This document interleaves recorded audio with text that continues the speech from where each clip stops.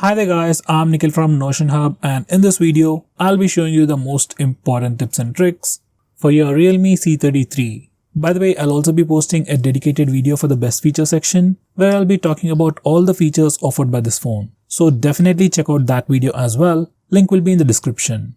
With that said, first I'll start off with the navigation gestures. First we have a gesture called swipe up from both sides, and once you enable this feature, navigation bar is hidden and now you can just swipe from the bottom of the screen to go home.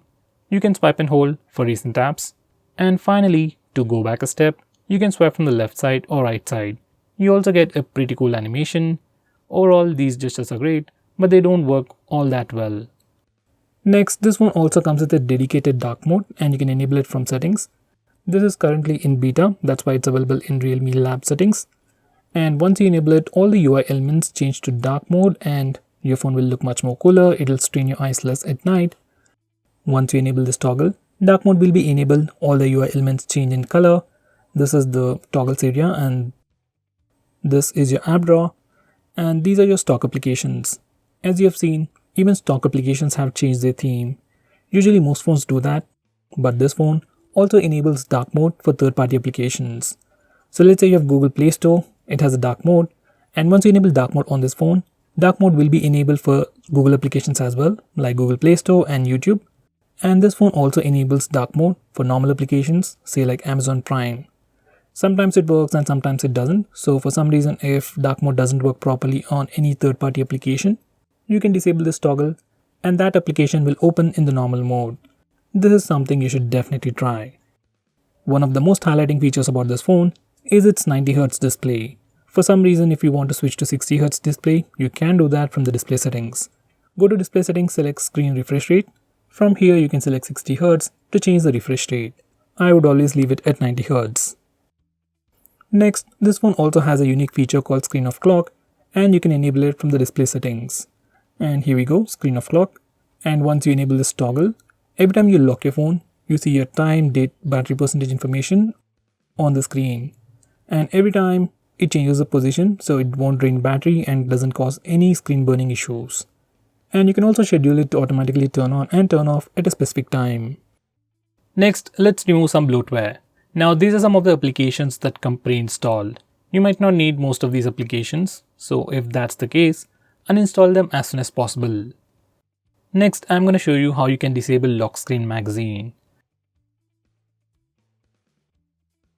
First, here's a quick preview of the lock screen, and every time you lock your phone or every time you come to the lock screen, we see a different wallpaper. Some people like it, some people don't, especially I personally don't like it. So if you're like me and if you want to disable it, this is how you can disable it from settings.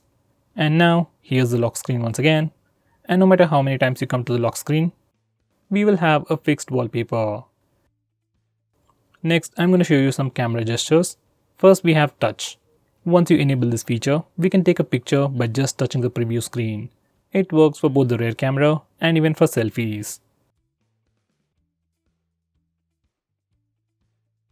Next, we have the palm gesture, which only works for the front camera, and it's great for taking selfies. Just enable it and then show your palm to the front camera, and your phone will take a picture in just 2 seconds. And here's a quick preview of that once again. Next, we have swipe up gestures. Once you enable this feature, you can swipe from the bottom of the screen to go home, swipe and hold for recent apps, and finally, you can swipe from the bottom left corner or right corner to go back a step. Next, we have a new 2-button navigation bar based on Android Pie. But this is not recommended as it doesn't work properly. Next, I'm going to show you how to trigger Google Assistant with the power button. Just enable this toggle and now press and hold the power button to trigger Google Assistant. If you press and hold the power button longer, we will see the power options. If you are using navigation gestures, this is pretty useful. Next, we have some important screen off gestures. We have things like double tap to wake. We can also draw a note to open the camera application. Next, we can draw a V to turn on the flash. We also have more like music controls and custom shortcuts. But most of the time, I just draw V to turn on the flash. And to turn it off, we can press the power button. Next, we have a pretty cool shortcut to start or open split screen mode. This feature is enabled by default. Just make sure this particular toggle is enabled, and if it is enabled, you can just swipe up using 3 fingers to open the current application in a split screen mode. Now this is an Oppo phone, it's not like other phones, so some of the applications will not support this feature. With that said, most of the applications, especially third-party applications, do support split screen mode. Next, I'm going to show you how to record calls automatically on your phone. For that, go to settings just by clicking that button, and now select call recording, and make sure you enable this particular toggle. And once it is enabled, all the calls will be recorded automatically on your phone. Now this feature is available in India but might not be available in other countries. So if you can't find this feature on your phone, try using a third-party application. Next, I'm going to show you digital well-being. Now this is a feature from Google and you can find it in settings. This feature analyzes your phone's usage and gives you a complete report. It shows you how many times you've unlocked your phone, how many notifications you've got, how much time you're using your phone, and which apps you're using the most. So with all this information, you can know your usage, and you can also limit your usage using this feature, which is a pretty cool thing. So let's say if you don't want to watch videos on YouTube for more than 1 hour in a day, we can put up such restrictions using this feature. Next we have wind down. This is another feature from Google, which will help you sleep faster at night. Using this feature, we can schedule our phone to turn on grayscale mode and do not disturb mode automatically at a specific time. This is something I would definitely recommend you to try. Next, I'm going to show you how you can change your default apps. Whether you want to change your default launcher, default browser or anything, for that we need to first go to settings. Once you're in settings, select app management, then select default apps. Now from this page, you can change your default launcher, default SMS application, browser and so on. I would definitely recommend you to change your default browser to Google Chrome. Just like that. Next, I'm going to show you how to display the battery percentage on the status bar. For that, go to settings, then select notification and status bar, and then enable this toggle. Once you do that, we can see the battery percentage on the status bar. In the same way, if you want to see the network usage on the status bar, enable this toggle. Next, I'm going to show you how to display the RAM information on the recent apps page. For that, go to settings, then select additional settings, and now enable this toggle. Once you do that, we can see the RAM or memory information in the recent apps page. Next, I'm going to show you how to take a screenshot. Now there's an easy way to do that. You just have to press the volume down and power button both at the same time, and your phone will take a screenshot. Just like that.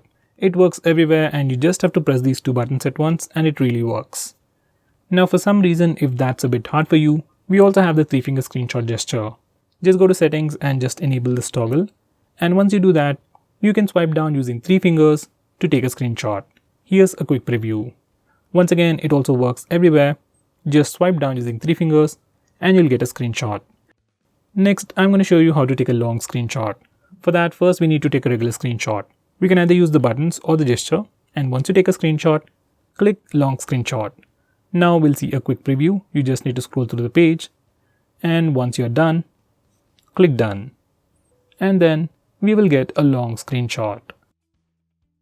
Next, I'm going to show you how to record the screen on your phone. For that, first go to the toggles. And if you can't find the screen recording option, you need to click this button over here and search in the extra toggles. We have a dedicated toggle called Start Screen Recording. Just bring it up. And now we can start video recording just by using this toggle. Just click it and screen recording should start in 3 seconds.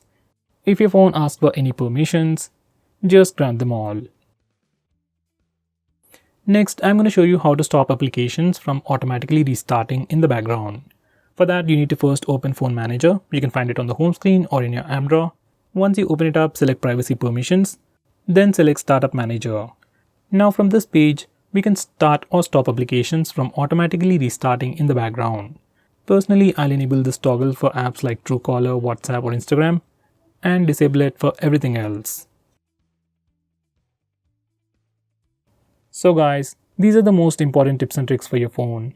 If I missed out on anything important, do let me know by commenting below this video, and definitely check out my video on best features. Link will be in the description. Now with that said, if you're planning to buy this phone, please use the link in the description. It always helps the channel. If you want us to make any specific video, tweet out to us with the hashtag AskGreedyTech on Twitter and we will try to make it as soon as possible. I'm Nikhil from GreedyTech signing off. Have a nice day.